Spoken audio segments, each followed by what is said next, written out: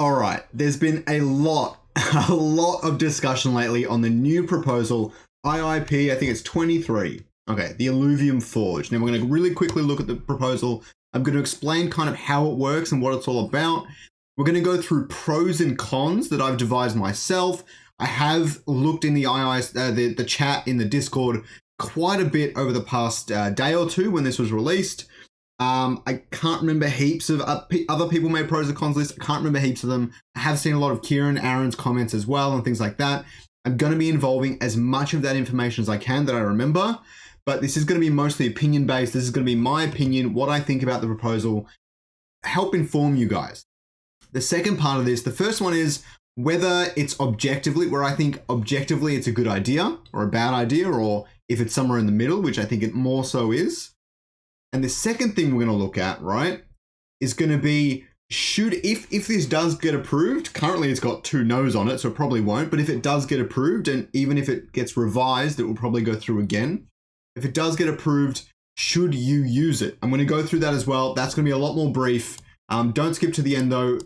All of this information is very, very important. Okay, so reduce the white on my face. I'll explain how that works later if you guys want in the comments. That's a painful thing I'm trying to fix. Anyways. First, I'm going to go through the cons, okay? The first thing is this. Actually, I'm going to bring this down so it's easier. Okay. It's not too bad. Okay. The first thing is this. It disadvantages recent stakers. There might be some people that staked recently that wanted to take advantage of this system, and now they won't be able to because they've already locked up their tokens or whatever else. This is a bit of a non-issue. It's a bit minor. It's just one of those things I often think about when it comes to these sorts of changes. And that's big with the other con is that there was really, really late transparency. I think Kieran did mention it's been in the work for months. It's probably more likely 4 weeks. But even then we heard nothing until the proposal dropped, which is very, very bad. It's really unfortunate. Kieran's already apologized for it. I think the entire team realizes that maybe that was a mistake. There's a lot of backlash in the community. I'll just put it that way. Again, this is just opinion. I'm not going for or against either way. I'm just trying to give you the facts, all right? Late transparency, not great. Simply proven that they've apologized for that. I think the other issue here is that the council's discussions are very much behind closed doors. I know they're working on ways to fix that sort of stuff, but if the council did discuss this for several weeks beforehand, it's a shame that we only found out when the proposal went up. That was very unusual, but normally it is a lot earlier. So that being said, it seems like a one-off issue. It's a pretty big one though, so unfortunate. The other 2 cons that are on my list are that it disadvantages the SLP pool and it really disadvantages the ILV pool, okay? If you guys remember, I've got my little thing here and we'll talk about this in a minute, but we'll talk about this, but I've got my little thing of kind of token unlocks and how they affect stuff, and that will come into if you should use the system or not, and we'll go through that, but yeah, so I think it's worth talking about this. How does it disadvantage the ILV pool is tokens that were locked and not getting ILV yield would now have the potential to become unlocked and then generate ILV staking yield, which was not the case before. It is adding that functionality, which I personally disagree with for the most part. They already earned RevDiz, and you'd argue that's kind of the bigger factor here, so it's not such a big deal. And the ILV pool APR is already quite low, so it doesn't impact it heaps, but it does impact it, so definitely worth noting. It does disadvantage the SLP pool quite a bit, because how the proposal works is, say someone has their tokens that are going to unlock over the next 12 months, for example, okay? And they say, I want to take 10% of my tokens and sell them for instant liquidity at a discount, 8%, 18%, 28%, depending on how long you lock up for, okay? I think quite a few are aware of the proposal, but that's the simplest way to put it, right? What happens is if someone does buy your 10% of tokens, that 10% is taken from your entire 12-month stake. Now, this is how it should be. But what happens here is about your tokens that we're going to unlock, let's say in July, all right? And that's about to start. Your tokens that would have unlocked in July, about 1% of them are going to be the tokens that are sold instantly. But the other 99% of those tokens, that maths is probably wrong, but you get what I'm saying. Well, 10% of those tokens, right? In this example, 10% of those tokens would be sold instantly for the 20% discount, but the other 90% is left there. So really what happens here is if not many people use the system, we end up with no change. Everything kind of unrolls as normal. But this does mean that you get that 10% from your other 11 months. You can add them together with your 100% from this month. And now you've got an extra 10, 20% of wiggle room and things like that to actually put, into the SLP pool if that's your choice. I'll get to this later, but I do think SLP pool is the goal here. And that is the biggest disadvantage to this proposal. It allows people to stake extra into the SLP pool if they were seed or team or whatever. I'm cool with that. It's just unfortunate for some of those stakers that have been there, and kind of changing the rules is a little bit unfortunate. And the only people it actually gives that advantage to are the seed investors. It doesn't give it to people who have staked in the protocol outside of seed or team and pre-seed and blah, blah, blah. But that's fine. I don't think it really should. But again, this is me trying to objectively look at the pros and cons. Now, that's my cons list. It's pretty decent. It's got some decent weight against it. You guys should use your own opinions and your own things that you come up with. So my pros list. Now, this is a bit different. It doesn't look so strategically at it because that's kind of how these pros are structured. It's an opportunity not seen before in the space. Everyone wishes they can do it, or so Kieran says, and I believe him. This is quite an interesting innovation and would change up the game for a lot of projects, not just Illuvium. So it's a really interesting innovation to the space. Who knows, maybe you get other people to buy it off you and stuff like that. That's quite an interesting thing to consider. There's complete choice for anyone involved. No one's being forced to buy tokens or sell tokens. It is a choice-based system. Something comes out, you can use it or you don't. It's also really easy to use. He discusses it like it would be just another pool that you can choose from. So you can buy ILV on SushiSwap, you can buy ILV here. I mean, it's just kind of one of those things where you have the freedom of choice, which I think is important here.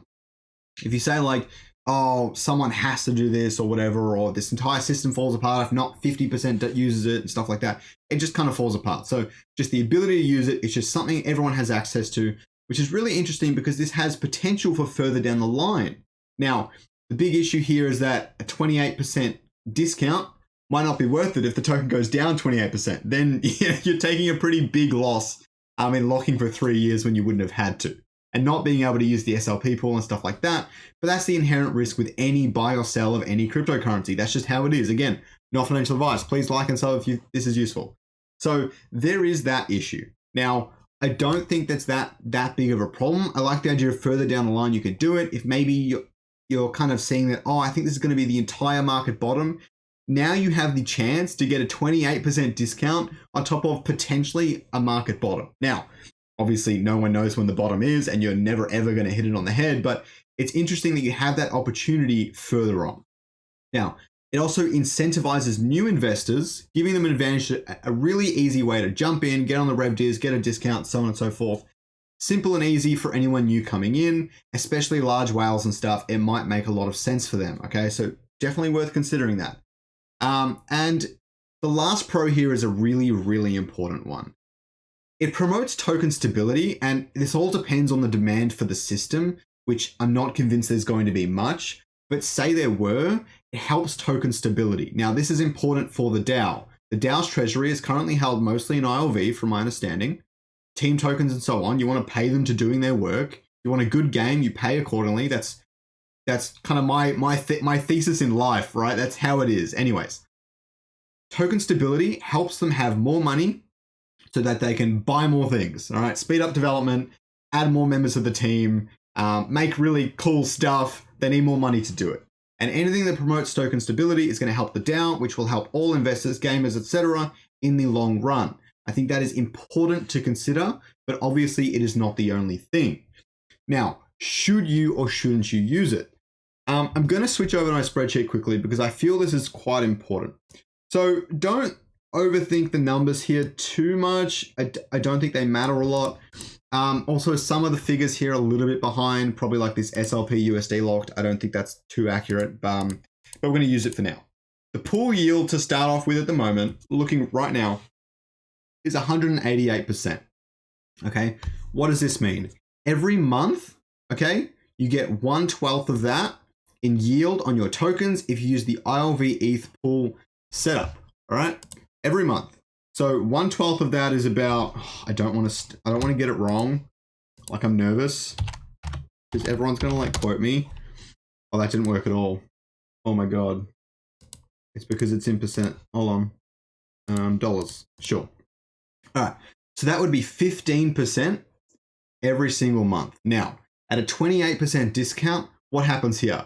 You need 2 months of this APR to be able to offset that 28%, and then you're going to keep offsetting it. Whereas taking that 28% discount if Illuvium Forge goes ahead is not going to afford you that luxury. All right. You're not going to be able to get 28% discount every month or anything like that. It's a one-time deal. That's how it works. So considering if we say 100% of the seed investors move their stake directly over to ILV, all right, then we're looking at it dropping to about 154% in June. In June, 120 in July. Sorry, I have these dates mixed up. It's all right. 124% in August. It can drop pretty quickly. We look at 50% of the seed investors' stake moving over. It drops a lot slower, but we're looking at about good 3 to 4 months of kind of an average 150% here. That's going to offset that entire 28% right there off the bat. And you're probably going to get your entire investment over the next 2 years at least. So it's begging this question where you don't really need the Illuvium Forge to make a gain if you're comfortable using the ILV Ethereum pool. And I have some videos on staking in the past, so definitely go check them out. But that's the last thing you need to really worry about is it worth you taking the 3-year lock when you could do a 1-year lock in the ILV ETH pool, get your RevDiz and stuff, and have a high APR for the foreseeable future. 6 months minimum, you're going to have a really decent APR, I think. And that's going to offset all of your 28% discount and then some. So it is worth considering that that's not advocating against the Illuvium Forge. I think it's good. It promotes token stability in the long run. This isn't some instant thing. This isn't they put it out and then everyone buys tokens straight away. This is, they implement this system into Illuvium. If people want to use it, they can. If people don't want to use it, they can't. It doesn't really affect it all that much. The only really big thing for me personally, this is my personal opinion, is that it does promote token stability, and it just adds that extra way to stabilize the token in the long run. And if you're doing that, then you're helping the DAO, which is helping the game, which is helping us get more games and so on. That's really the bottom line here. So I hope this was useful, guys. I know it's a bit complicated. I know it's all over the place.